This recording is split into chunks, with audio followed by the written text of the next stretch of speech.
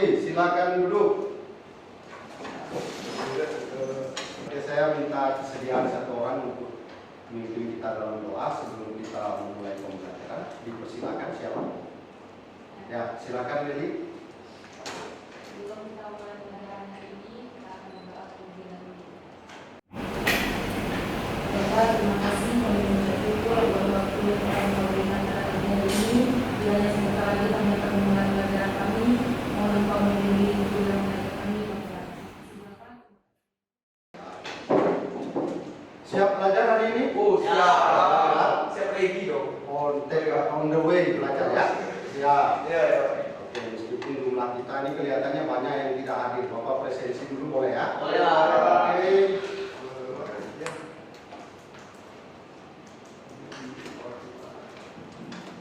Dina Safira, Dwi Francisca Putri, Sakit ya, Pak? sakit. Lee Ketmin, Oh, hadir. alias Ahen. Ya, siap. Hadir. Maria Agus Saputri Dewi, Natali Diana Corin. Oke Natali, kita nyanyi ya. Siap nyanyi nyanyi? Siap. Wah, celap ya hari ini kita pakai Aceh, angin cepoi-cepoi.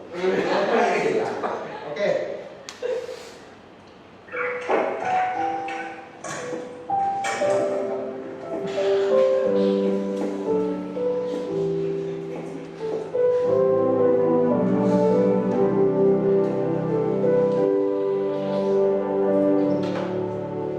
Aku sendiri Nyanyi saja santai. melihat foto dan video bersamamu yang telah lama kusimpan. Hancur hati ini, hati ini hanya rindu. Sebelum kita buat cerita, nanti kita akan menganalisis dulu bagaimana sih caranya kita buat teks cerita sejarah. Ya kita analisis dulu unsur-unsur atau isi di dalam teks cerita sejarah itu modelnya macam mana. Kalau tidak tahu isinya, bagaimana cara buatnya. Belajar teks cerita sejarah itu tujuannya adalah setelah kita belajar ini, kita mampu menganalisis isi, struktur, dan kebahasan dari teks cerita sejarah. Bisa kira-kira ya? Kalau ini kamu mampu untuk menganalisis, berarti tujuan pembelajaran kita pada hari ini tercapai. Kompetensi inti dalam pembelajaran ini adalah mengidentifikasi struktur dan unsur-unsur kebahasaan dari teks cerita sejarah, sedangkan kompetensi indikator pencapaian pengetahuan adalah menganalisis struktur dan unsur-unsur dari isi teks cerita sejarah.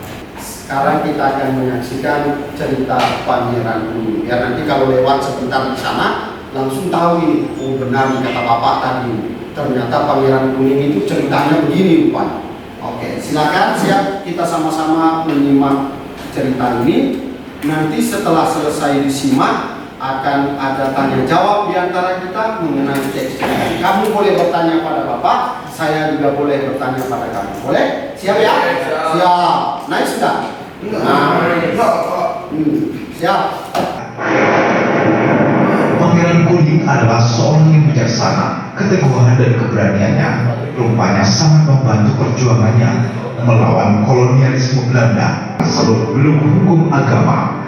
Akan tetapi, sangat terampil pula dalam hukum adat. Pihak kolonial Belanda sendiri telah mengakuinya, sebagaimana termuat di dalam laporannya, yaitu yang pertama di sebuah catatan Belanda pada tahun 1889. Hal yang penting harus dicatat. Pepatah Tiongkok bilang apa bang? Ya, tinta sekabur apapun jauh lebih baik daripada ingatan. Jadi ada baiknya kita menulis. Oke, saya ulangi boleh ya? Nah, ada buktinya. Ada. Mana buktinya? Video. Apa buktinya? Bahwa ada pernyataan dari mana tadi? Dari konsultan Belanda mengatakan bahwa terjadi perang antara Sintang dengan kolonial Belanda pada tahun berapa? Berapa lama? 35 tahun. Bayangkan lamanya. Itu sampai kamu mau menikah itu 35 tahun sudah punya anak. Perang terus berjalan enggak? Terus berjalan. Perlawanan terus ya. Jadi orang tidak tinggal diam. Mengapa orang terus melawan? Karena tidak mau dijajah dan meneruskan perjuangan dari Pangeranku Umar. Kita Harus memahami apa itu teks sejarah. oke, tepuk tangan dong. Pengertian teks cerita sejarah. Ini penjelasan dari saya, ya. Cerita tahu ya? Tahu. Sejarah tahu. Sejarah itu zaman di mana manusia sudah mengenal tulisan. Kalau kita belajar sejarah itu artinya zaman di mana manusia sudah mengenal lambang-lambang dunia. Benar-benar terjadi di masa lampau. Cerita sejarah atau kejadian yang terjadi pada masa lampau yang kemudian diceritakan kembali oleh penulis dengan penambahan imajinasi ditambahkan oleh penulis di dalam teks cerita sejarah ini. Kira-kira sederhananya seperti ini, paham nggak?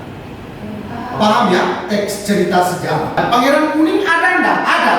Kalau kita kaitkan dengan video tadi, bahwa Pangeran Kuning itu ada pembuktian, ada tempatnya, ada fotonya, namanya juga benar, Pangeran Kuning, tahunnya berapa lama, kapan dia meninggal, ada semua terbukti di sana. Wah, ini kalau bapak salah ngomong kakak ya. Wah, nanti giliran kalau salah nanti saya blender. Ya. Oke, nah, pemahaman tentang teks cerita sejarah sudah punya belum?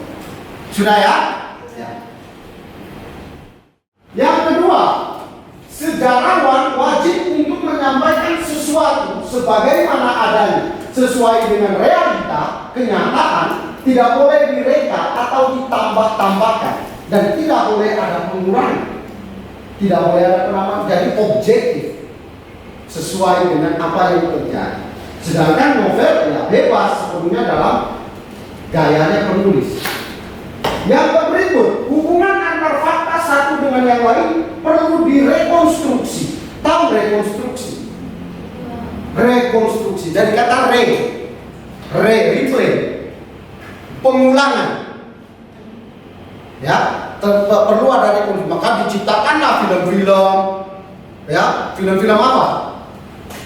Film-film apa? Kalau cerita sejarah. G30 SPKI misalnya, ada rekonstruksinya masuk. Tepuk tangan dong. Ada lagi kali rekonstruksi. Jadi membangun ulang dari kata replay, pengulangan. Harus bisa membuktikan bahwa yang dibawakan pada masa ini dapat dilacak eksistensinya di masa lalu. Punya hubungan antar pelaku kondisi situasi hidup pada zaman itu, kemudian dan keadaan masyarakat secara umum. Universal, novel, pelaku atau tokoh, sedangkan situasi sosial masyarakat dapat berasal dari kebiasaan yang baik yang diturunkan terus-menerus sampai pada generasi yang berikutnya. Kayak kita sekarang musim apa namanya? Gawai. Itu adalah budaya, tradisi, kebiasaan. Bahwa itu baik, maka dilanjutkan terus sampai sekarang. Bahwa ketika dia berkelahi dengan dirinya sendiri, kadang-kadang dia mengekspresikan dengan memukul tembok. Mengapa kok tidak ada yang ganggu dia, tiba-tiba memukul tembok? Nah ini artinya terjadi ketidakharmonisan antara diri tokoh itu dengan dirinya sendiri. Hubungan sosial. Sampai di sini paham Natali? Paham. Natali. Tangan di Natali. Dan KPD-nya, KPD tempat ada peserta ini. Silakan baca dulu. Cerita sejarah itu, lalu pengerjaannya pada tabel yang telah tersedia di halaman sebelahnya itu. Di halaman sebelah. Jadi kamu cukup mengidentifikasi, oh ini orientasi. Paragraf sekian sampai sekian adalah orientasi. Maka tugas Anda dalam kelompok adalah memahami apa itu. Oh, ini bagian orientasi misalnya paragraf 1, 2 maksudnya.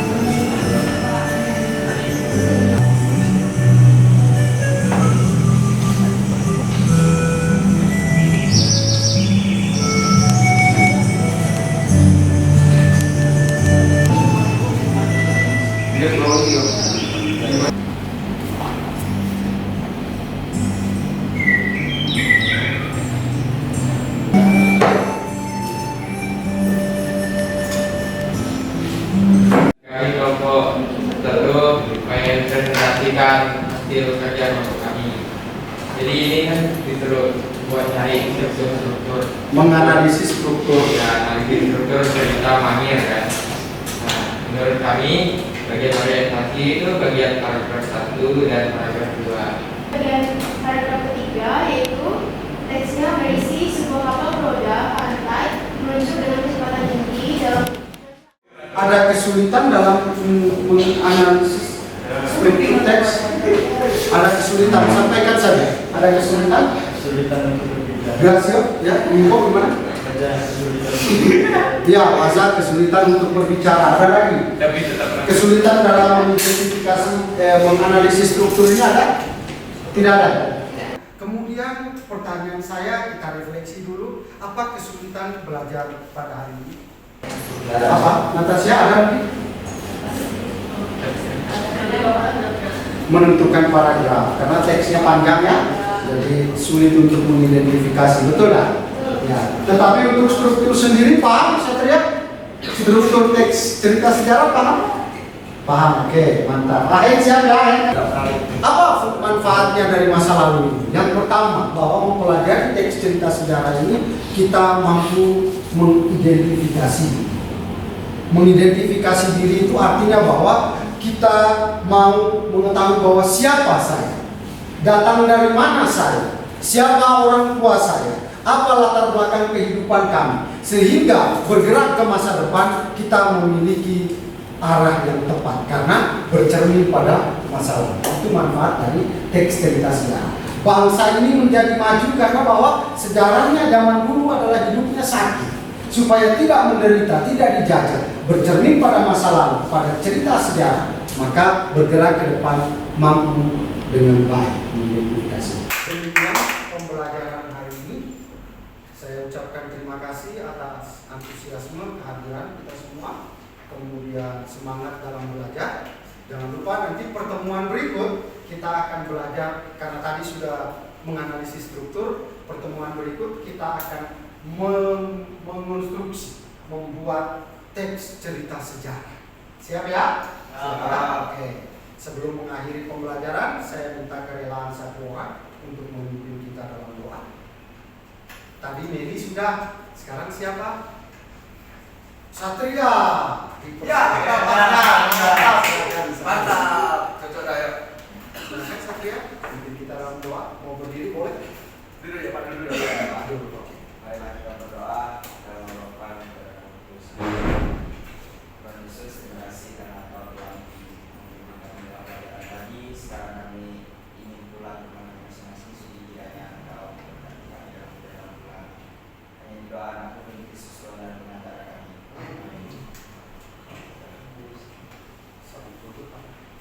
Berdiri. Oh ya, berdiri. Ucapkan terima kasih